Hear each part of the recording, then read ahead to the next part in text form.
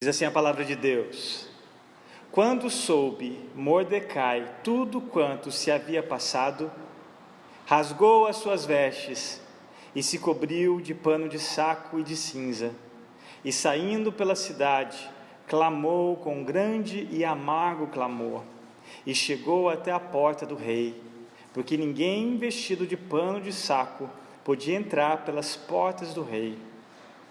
Em todas as províncias aonde chegava a palavra do rei e a sua lei, havia entre os judeus grande luto, com jejum e choro e lamentação, e muitos se deitavam em pano de saco e em cinza. Amém. Até aí. Você pode se assentar. Hoje à noite, como eu mencionei, nós iremos introduzir este novo capítulo nessa trama do livro de Esther. No capítulo anterior, capítulo 3, nós vimos como a cidade de Suzã estava em confusão pela conspiração de Amã contra o povo de Deus. As más notícias corriam rápido, especialmente quando eram divulgadas pelo serviço postal do império. E não demorou muito para que a comunidade judaica daquelas províncias soubesse do que estava prestes a acontecer. Lemos no primeiro verso, a primeira parte: quando Mardoqueu soube de tudo o que tinha acontecido. Soube do quê? Do decreto de extermínio assinado pelo próprio rei, um extermínio do povo judeu em todas as províncias do Império Persa, orquestrado pelo inimigo dos judeus, Amã. Uma raça inteira, um povo, depois de alguns meses deixaria de existir.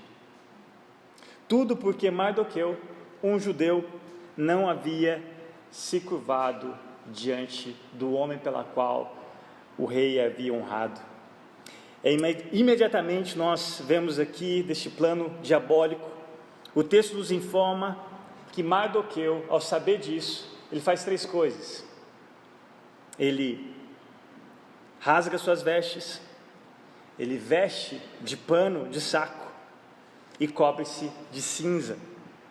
Logo em seguida, ele sai pelas ruas da capital, clamando, chorando amargamente, em alta voz.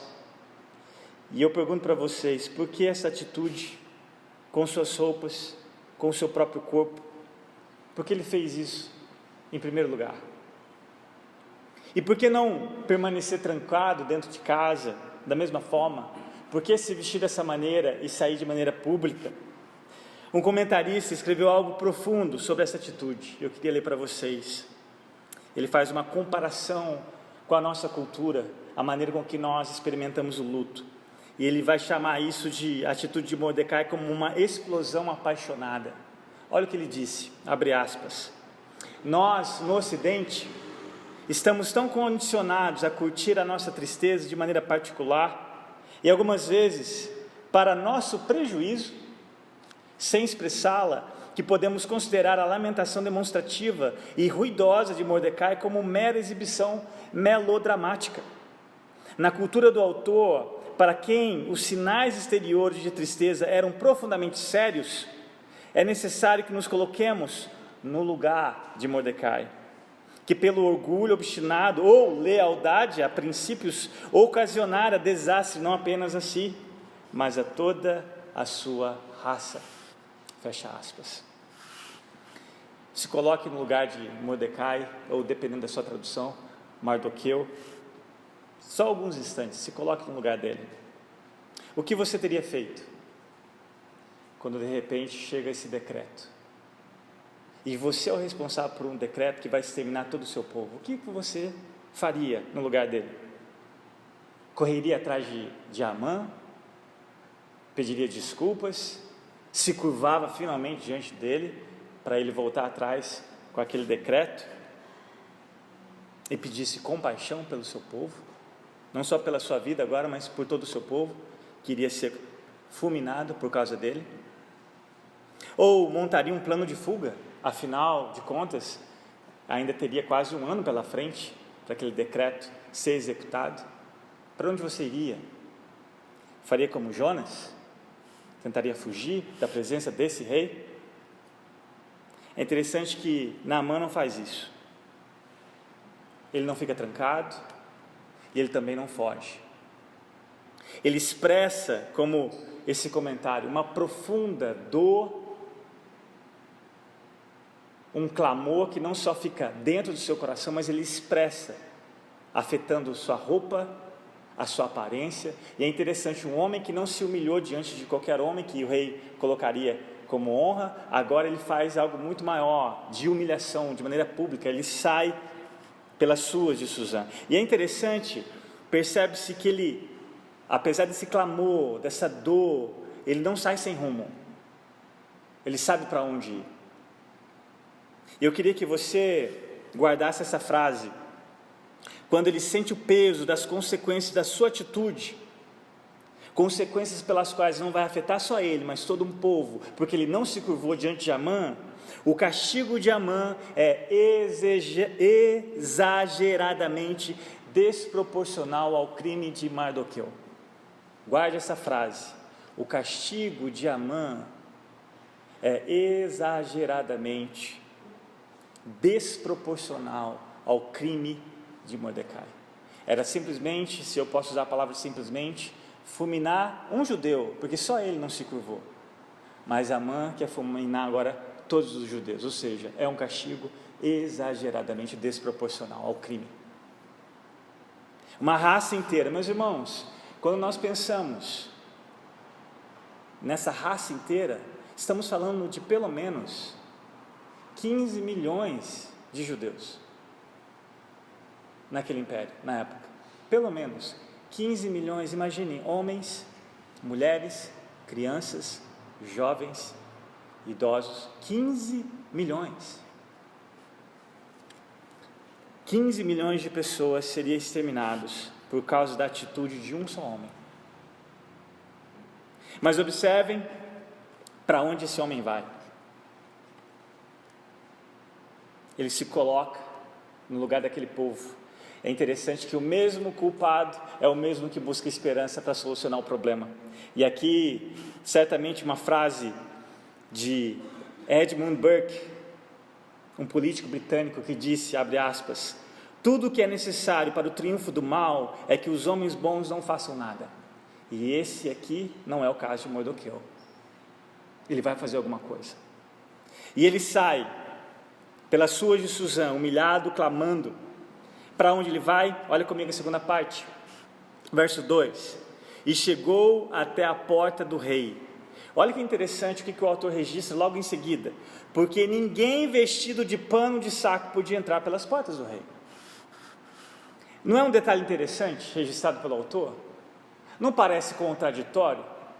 Porque ele vai à porta do rei sabendo que ninguém vestido daquela maneira vai ter uma audiência com o rei.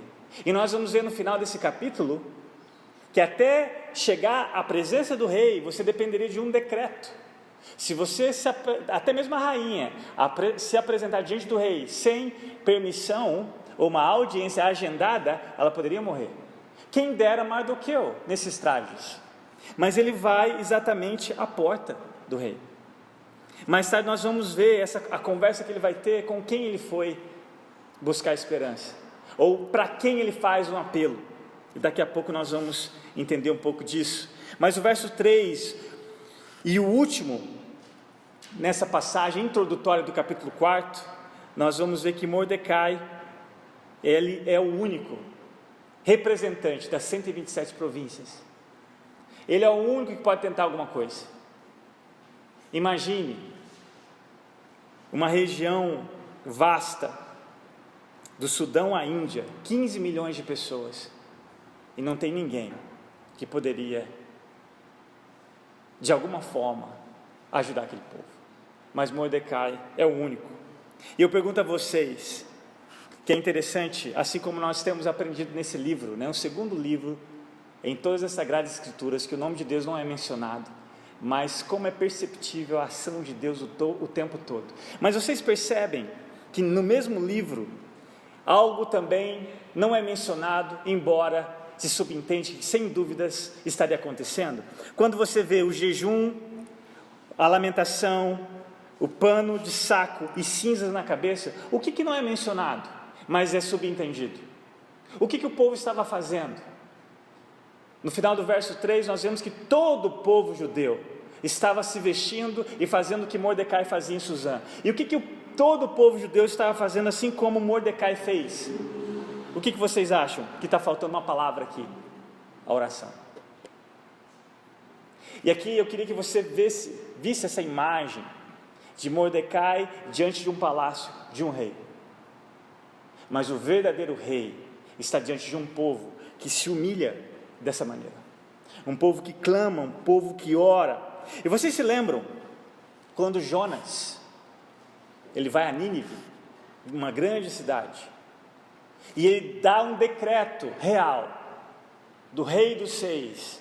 Deus manda Jonas levar esse decreto para uma cidade inteira, de mais de 120 mil pessoas. Qual que era o decreto? Vocês se lembram? Jonas diz que em 40 dias Nínive seria destruída. E o que o rei fez diante desse decreto? Vocês se lembram? O mesmo que o povo de Deus está fazendo aqui. O rei de Nínive estabelece um decreto onde todo mundo iria se humilhar diante desse Deus pela qual ele recebe aquela mensagem de destruição. E olha que interessante, como que Deus vem com um decreto e ainda estabelece quando vai acontecer, porque esse Deus, ele é misericordioso, ele traz, esse mesmo Deus que é justo, ele também é misericordioso. E olha que interessante, se você checar na sua casa o capítulo 3, do verso 5 ao 8, você vai ver uma cidade inteira se humilhando diante desse decreto de condenação. E é muito interessante que Deus poupa todo aquele povo, um povo pagão,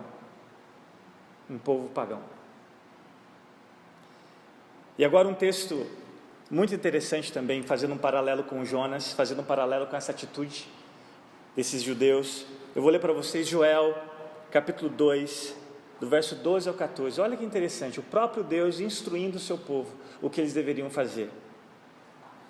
Joel 2, do 12 ao 14, diz assim a palavra de Deus: ainda assim, agora mesmo diz o Senhor, convertei-vos a mim, de todo o vosso coração, e isso com jejuns, e com choro, e com pranto, e rasgai o vosso coração, e não as vossas vestes, e convertei-vos ao Senhor vosso Deus, porque Ele é misericordioso e compassivo, e tardio em irar-se, e grande em benignidade, e se arrepende do mal.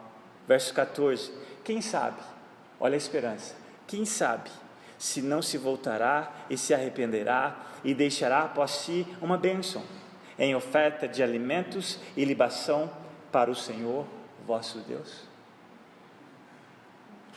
No último verso lido, nós vemos aqui que há uma possibilidade, uma esperança, porque esse Deus misericordioso, esse justo juiz, que é glorificado tanto quanto a sua justiça, quanto a sua misericórdia. Verso 13 diz que ele é compassivo, ou seja, ele é longânimo. Ele é longânimo. Há textos sagrados no Antigo Testamento que Deus espera chegar a um limite, ele vai tolerando, e graças a ele mesmo que nós não somos como ele, e ele não é como nós. Os seres humanos, a gente costuma usar a frase de pavio curto, não é verdade? Alguns nem pavio têm. Deus não é assim, ele é tolerante, no fim ele vai ser justo. Se você desperdiçar, Paulo vai dizer que a paciência de Deus com o mundo rebelde contra Deus é para que nós nos arrependamos, não é para você continuar em pecado, é para você se arrepender, porque vai chegar um momento em que, como na época de Noé, a arca vai fechar as portas, vai chegar um momento em que Cristo virá para condenar, e ele vai vir como juiz. Haverá um momento em que a graça salvadora vai findar. E aqui nós vemos que esse Deus, no verso 14, ele deixa uma bênção, é que a figura é muito bonita. Lembra de Ruth? Lembra dos sermões expositivos que nós acompanhamos aquele livro belo, quando Boaz pede para deixar que sobrasse colheita para que ela pudesse pegar, aquela pobre faminta? Assim é Deus. Ele deixa essa bênção para os seus filhos. Ele tem prazer em dar uma segunda chance. E aqui nós vemos Mordecai, um homem que não se curvou diante de Amã, mas o fez diante de Deus, porque apenas ele e só dele viria o socorro. E é o que Mordecai faz. Ele se humilha, ele ora, ele jejua, e depois ele age, ele vai até a porta do palácio. E é isso que ele vai fazer na porta do palácio. Ele sabe que ele não vai ser recebido pelo rei, ele sabe que nem mesmo a rainha pode ser recebida pelo rei sem aviso prévio, mas ele vai bater a porta e vai conversar com quem? Com a sua sobrinha, com a sua filha adotiva. Ele vai falar com Esther, e que provavelmente não sabia do perigo que corria, e nem mesmo o seu povo. Mas é interessante que nós vamos ver na semana que vem, pela graça de Deus, que Esther estava prestes, o que ela estava prestes a saber, não só daquele extermínio, mas ela estava prestes a entender o propósito pela qual Deus a colocara naquela posição como rainha. E aí nós vamos ver como é belo aqui não só a figura de Naamã como um intercessor, mas como é belo a figura de Esther como uma mediadora entre o povo e o rei. E sem dúvidas, meus irmãos, aqui eu quero deixar uma aplicação e concluir, especialmente diante desse culto de celebração da Santa Ceia. Primeiro, eu quero deixar uma pergunta para vocês. O que aconteceria se uma nação inteira se curvasse diante de Deus em contrição e arrependimento? Já imaginou? O dia que, não lembro qual foi o jogo do Brasil, mas eu não sei aonde que eu fui, e no período da tarde ia ser o jogo, acho que eu fui na padaria, e quando eu voltava para casa, eu vi os anúncios, a partir de tal horário, a tal horário, você não vai encontrar nada aberto. Eu não sei se supermercados fecharam no período do jogo, eu não saí checando, mas a maioria do comércio da cidade fechou. Houve um momento em que o Brasil inteiro se reunia para assistir uma seleção jogando, não lembro contra qual time. E sabe o que me passou no pensamento? Imaginem um dia o Brasil inteiro reunindo para buscar a Deus, clamar a Ele misericórdia sobre a nossa nação. Imaginem o que poderia acontecer. A gente nunca viu isso acontecer até hoje na história do nosso país. Hoje nós temos uma ferramenta que não é difícil você mobilizar as pessoas. Exemplo foi quando os caminhoneiros fizeram a greve. Eles usaram o WhatsApp, usaram o Instagram. Imagina o povo de Deus, não precisa ser todos os brasileiros, o povo de Deus, independente da denominação. Imaginem o povo de Deus parando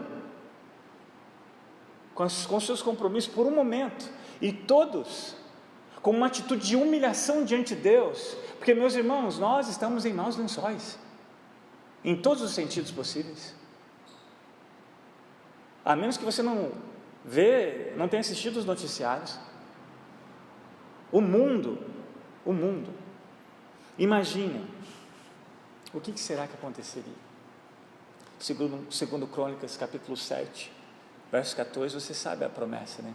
Se o meu povo, interessante, não fala se todos, né? Se o meu povo, que se chama pelo meu nome, se humilhar, orar e me buscar. Imagina se o povo brasileiro, tantos milhões de evangélicos fizessem isso.